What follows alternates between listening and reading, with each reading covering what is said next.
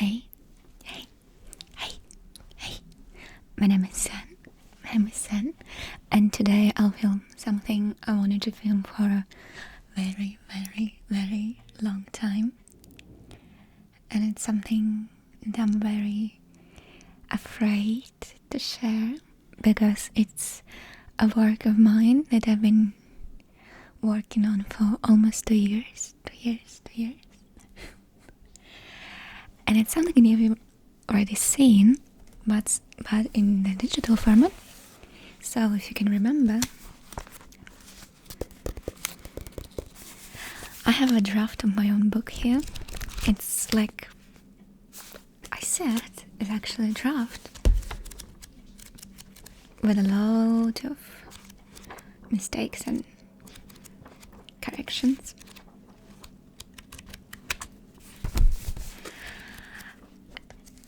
And I'm just sorry that I'll be the last time I review it. So it's like the 7th time.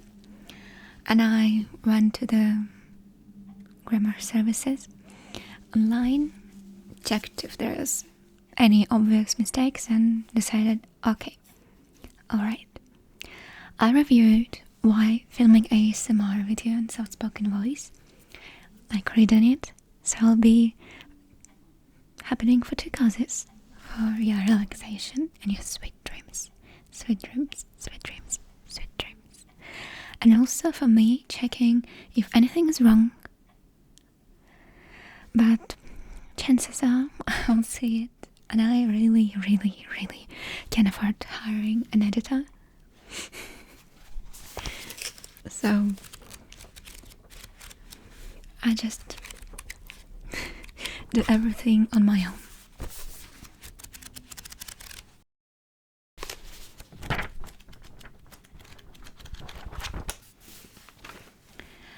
But before we start, I actually made a trailer for the book because I'm also apparently good at creating trailers for TV shows and stuff, because I've been doing trailers for Shadow and Bone series for like 2 years or 1.5, sometimes around that.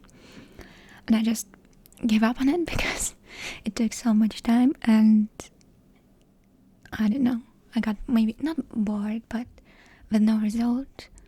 You just see it and it's like not really motivational. So I made a trailer for my own book, and it's actually very good. But of course it has shots from different movies and TV shows, so I can't publish it as official advertisement. It's like a visualization for fun made, even though I'm an author. So yeah, I'll leave a link below. If you're interested, you can see.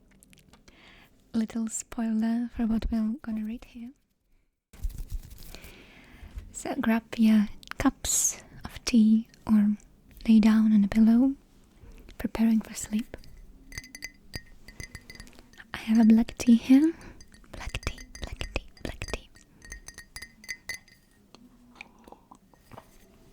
Also have glasses. I always wanted to wear glasses somehow. I don't know if they're apparently good for me or not. I'll see in the video, but I know I like it. And I'm supposed to wear it like that, not like that. It's like blue screen ones or something. But maybe not. And also, I have a Costa here.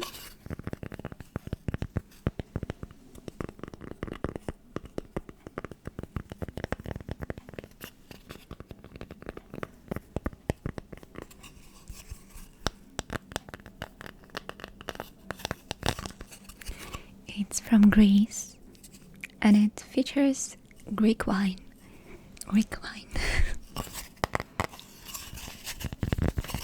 So yeah, I'm gonna use my iPad.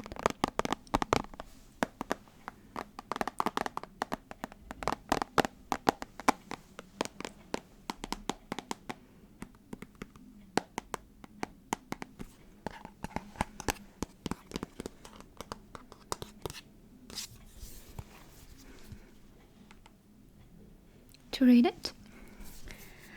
So, it is called In Unknown Ways. Okay, I'm gonna read it, and you won't see the screen because it'll be very hard for me to read and let you see. So, listen. Maybe close your eyes. I hope I won't bore you and you'll listen to some of it. But if you fall asleep, it's totally okay. I understand. To everyone wondering, imagining and believing, keep going. I use the phrase from Friedrich Nietzsche. I hope I pronounce it right in English. Whoever fights monsters should see to it that in the process he does not become a monster.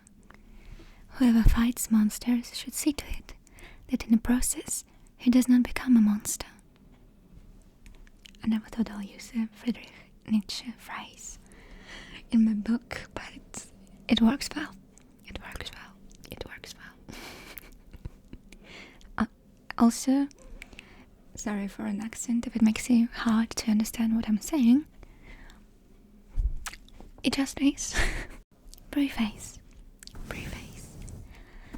The silence was a blessing. The early spring came to the kingdom, followed by the sweet smell of blossoming trees.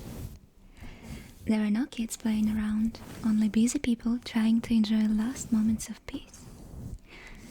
Theory was known for its greenery, light-hearted citizens, and spring that were forever ingrained in its soul.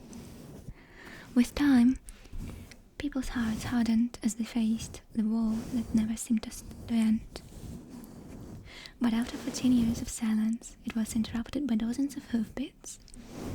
The rich-colored carriage entered the capital, led by beautiful black horses. Beautiful black horses. Beautiful black horses. The eyes were covered in ears hidden beneath a burgundy-red fabric. The coachman was sitting on his bench, the same colored cape and hat contrasting with the horses' backs. People stopped, wanting to get a glimpse of the passenger inside. Crelonian carriages were always a danger to the opposing kingdom, but once the horses stopped, the door opened, revealing the man dressed in black, appeared to hold the weight of the world. His clothes weren't red, which was an unexpected change to the kingdom's traditions. His eyes were cold, looking about the crowd and waiting for guards to follow. Well, I think we can consider this trip successful. We caught everyone's attention already, he muttered, turning around to face the castle. The gates were opened not a second later, letting the guests in. The man stepped in, followed by the guards, whose hands settled in on swords, afraid that their master could be killed. Chapter 1. Chapter 1. Chapter 1. Chapter 1. Chapter 1. It actually has these little crowns above each chapter, which I find very, very, very pretty. 6, 5, 4, 3, 2 steps till the end of the room. It was hard to focus on the task ahead, so she walked around a bit, preparing for the fast coming departure. If someone said that she would leave theory a few years ago, she would consider them crazy and never talk to them again. Even though she loved to imagine different worlds and have lovely quick trips to nearby villages, she never wanted to leave. A new place will always be a stranger's home, and being around foreign people will be uncomfortable, no matter how royal they were. Do you want me to prepare a bath for you, Ellie? The man stood in the entrance, watching her pacing around and trying to hide a fond smile. Alison stopped, looking up. Finally, there was Benoit, who could weigh all of their options without being too anxious. Do you think I should stay here with my father? She asked, smiling shyly at him. His advice always helped, showing how wise he actually was, even though people often noticed his kindness or joyful nature. I know I can tell you my opinion, but it's your choice.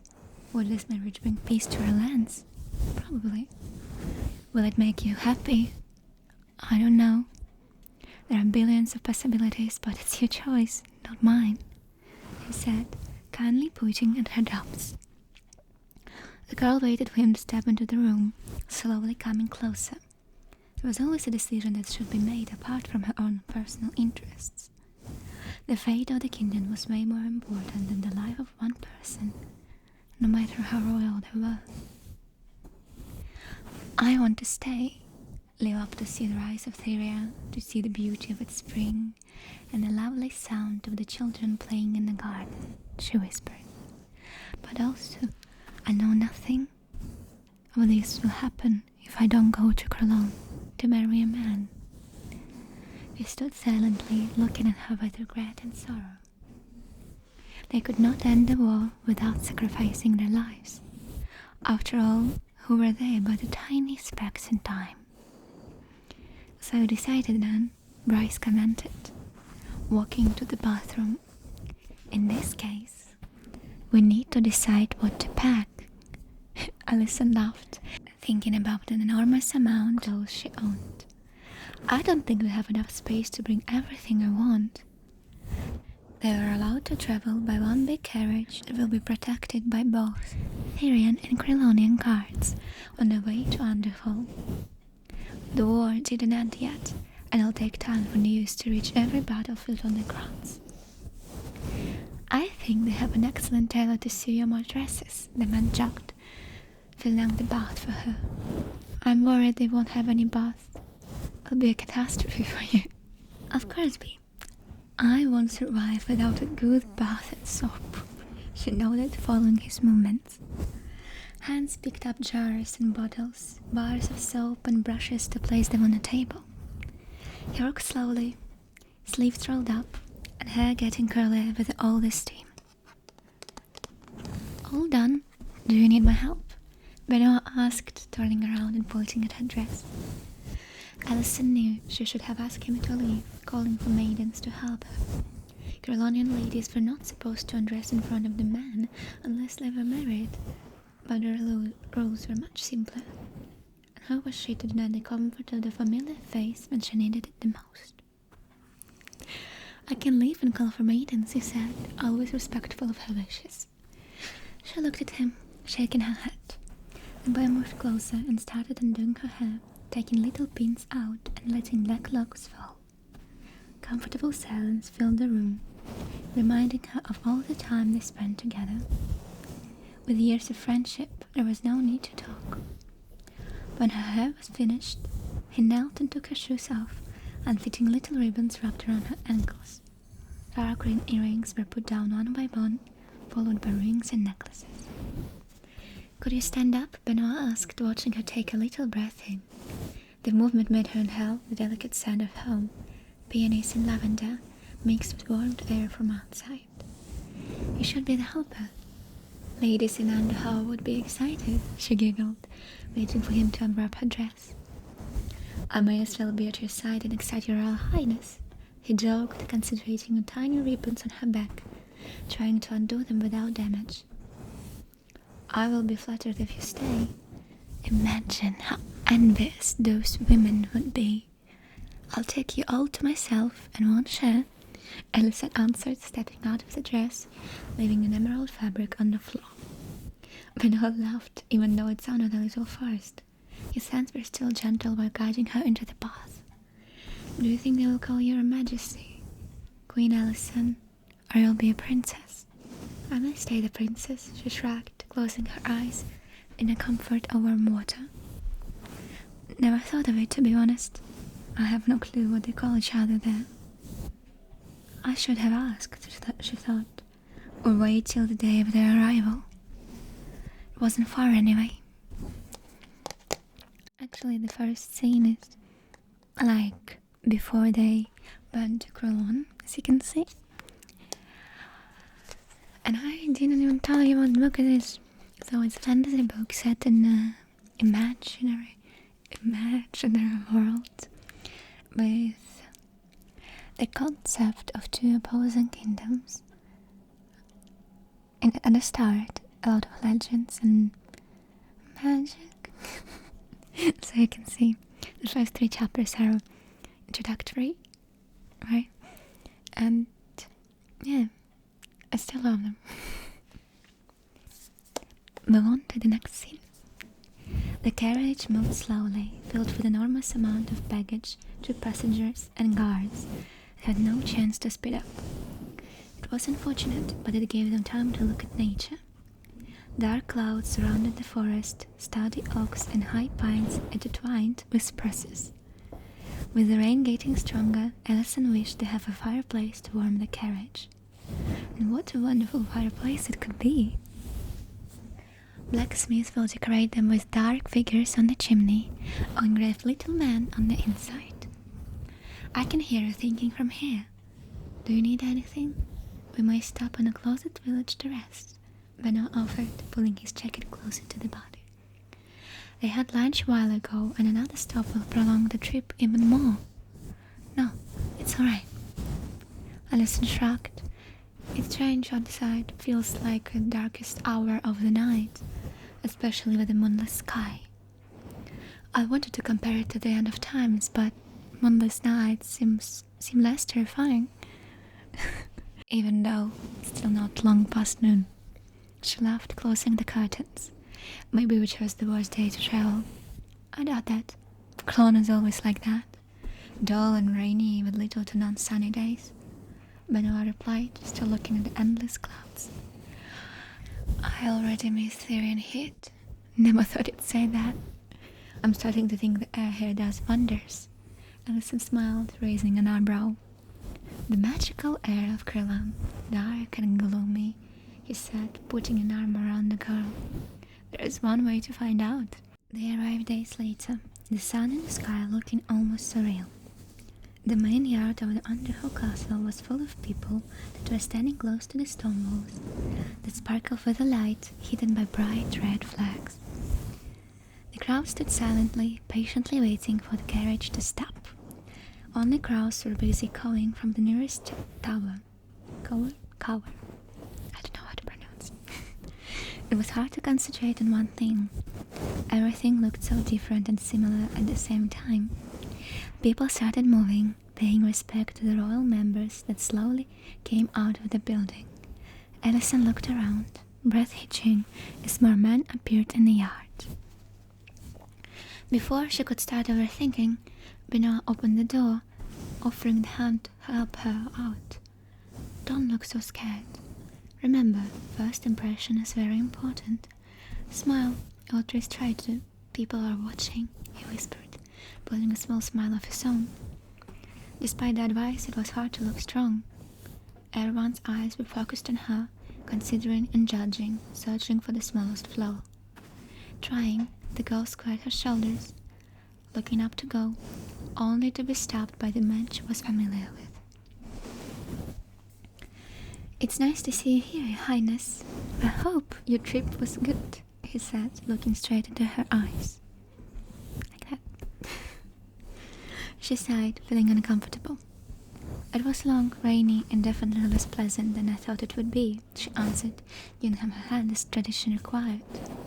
He smiled, nodding slightly. My name is Don Carmon. Thought it'd be appropriate to say my name to you. After all, the knowledge of someone's names can give you power. Indeed it may, Alison agreed, taking a step back. Should we go inside? Ramon bowed, arms folded behind his back, and walked inside, silently offering them to follow. The outside of the castle was nothing compared to its interior. The throne hall was decorated with roses. A high ceiling highlighted with huge metal chandeliers. Tables ready for guests. The room was lit up by hundreds of candles, but the focus was on the throne itself that stood empty of its owner. Alison looked around to find Benoit, but he was already standing in the furthest corner, alongside with other servants. Taking a breath in, she walked to the center of the hall, patiently waiting for the king to appear. It didn't take long. The only information father gave her was the king's age and name, connected to the status and general achievements. She wondered about him, spent days thinking about differences in their age and cultures, asking every person she could reach. Her father told her there was nothing to worry about. The man should be wiser, more experienced than the wife. 12 years of difference was enough to ensure that.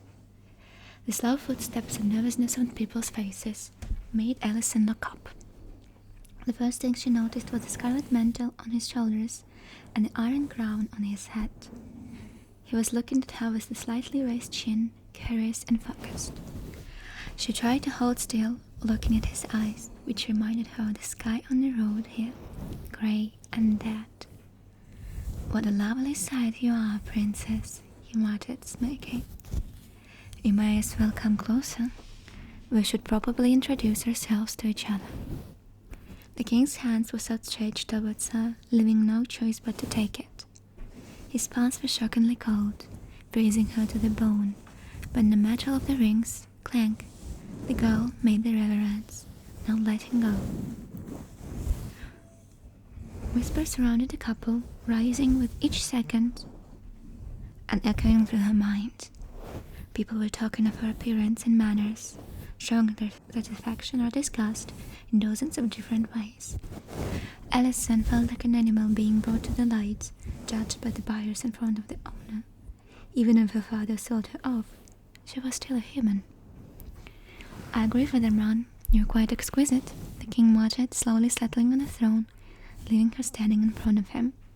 "I don't think it is necessary, but my name is Edward Shillingford. You can call me Edward." "Alison Greenwood," she said, keeping her tone still cold, as not to show how uncomfortable the situation made her feel. Her eyes kept searching for something in his. Not missing a second, Edward turned his head to Armand, whispering an order. Immediately, the man took a step back and exited the hall. "I asked Armand to prepare for the wedding. No need to wait, don't you think? We only prolong the ineffable," he said, smiling softly. "You must be tired from the road. There are rooms ready for you. Take some time to rest." The stiff wind entered the hall, making her shiver. Two young-looking girls stood out from the crowd and asked Alison to follow them. The people moved out of her way, making it easy to exit the room. The poorly lit walls on the corridors were decorated with red fabrics, slightly reminding her of those in the throne hall. It was cold, almost unnaturally freezing for the midst of summer. The inability to hold any warmth within seemed to be the problem. The maids led her through the wing, opening the door to the room in front of her. It wasn't big or small, just the right amount of space for her to live in. The bed was yet again decorated with dark wood and burgundy red fabrics, pillows strapped onto it in a particular order. One maid stood near her, waiting. "Should we prepare you for the bed, or the man you came with will help you?" she asked, looking at her with furrowed brows. "Thank you for the suggestion, but I think I'll wait for him here," Alison muttered, carefully sitting down on the duvet. Her dress was still dusty from the road, but it was nothing compared to her well-being. The girl waited a few minutes before the maids left her alone. She sat on the bed and took a careful look at the room, where tables full of different lids and plates were waiting to be used. Green-colored curtains reminded her of the forest she could see from her old room windows, but it clashed with the red of her bedding. "Shall I knock before I enter?" Benno asked, making her jump with fear. He laughed, holding on to Sovereign's doorjar. She sighed, shaking her head. "I don't think it's necessary, but close the door, please." He was worried, but let it slide, closing the door and moving towards the bed. "Well, at least they didn't ask you to call him a majesty." He offered as a joke and sat on the mattress. Alison yawned, rubbing her eyes and noticing the dirt on her knuckles. "Prepare for bed, please," she said, looking him in the eyes. Without further question, Benoit searched the area for any door that could lead to the bathroom. After a minute, he found the room with a bath that seemed gigantic for it. But it wasn't important. Alison tried not to fall asleep on her bed, and Benoit was busy filling the bath using lids from the bedroom table, pouring the water into the tub, making the girl think how similar and yet different things were now. She smiled, letting him pull the dress off her body. Warm water embraced her, lulling to sleep. "There's one more scene. I'll let you go." "My father said it won't be so hard to fall in love with the king after a while." Innocent sighed, trying not to fall asleep again. Benoit woke her up a few times already, not wanting her to drown in the tub. "But something inside keeps telling me it won't happen." She tried to form the sentence, but I couldn't concentrate on the words while Benoit's hand removed oils from her hair. For a man, he said, she looks major. Or maybe the crown, beard, and entire kingdom on your hands will do it for you. Do you? Benoit commented, nuzzling the soap under her hair. Who wants to marry after knowing a person for less than an hour? Edison answered, watching the water slowly fall back into the tub. Apparently, someone who agreed to marry a girl as part of the deal. Both kingdoms needed a way out of the war. He shrugged, lowering his voice. And he earned, as he said, an exquisite wife. She laughed, tilting her head up, carelessly falling into the water, regretting the movement immediately. Benoit continued, pulling her out of the water. The entire kingdom was in his hands, and still he asked you to take a bath with some barbaric oils. He joked, carefully wrapping a nightgown around her body. They gave me 3 days to prepare for the wedding and realize how to live here. If I find how to do the rest, I can survive using those oils. I'll help you, he whispered, standing close enough to wrap his arms around her. While I shine in the center, I'll hear the voices of those behind me.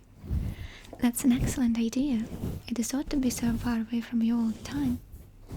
Being in the center always means being looked at.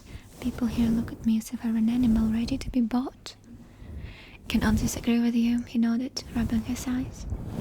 Alison noticed, looking at him with concern. While she was busy talking about her own problems, they completely forgot how tired he was.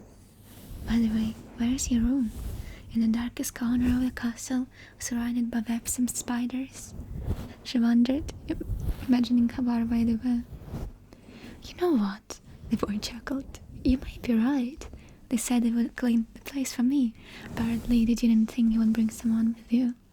She nodded as the maid entered the room. The girl offered Benoit a key, asking him to follow her. Alison laughed, letting the time of her arrival. Don't lose your mind. Cute girls can do that to you, she whispered to him, holding the boy close to her, not wanting to end the embrace. I promise you I won't. After all, I need to look after my majesty. Benoit whispered back, not wanting to let go of her either. The call from the maid interrupted them, and Benoit went outside, wishing her a good night. Good night, good night. Alison, left alone in the room, desperately tried to fall asleep, but dreams didn't come to her, an unfamiliar place making her skin crawl. The sound of the lonely crow didn't help either. That was the first chapter and preface. Next we'll read the chapter 2 in the next video, because this one is already 30 minutes in, somewhere around it.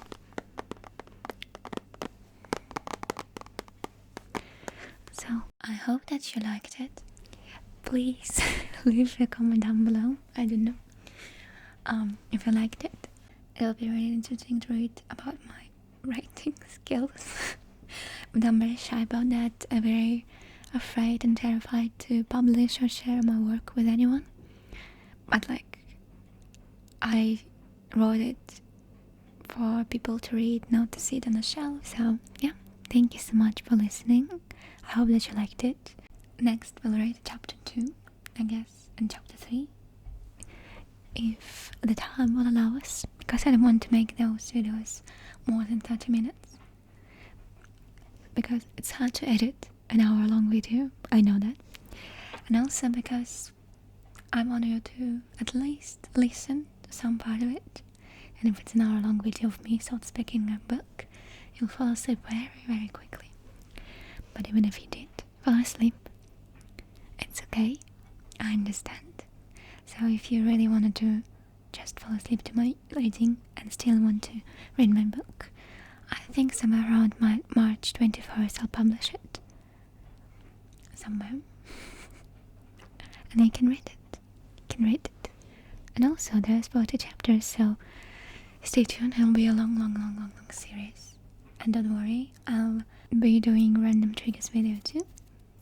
So it will be like one video there, one video there. Who knows? I look how I feel about it.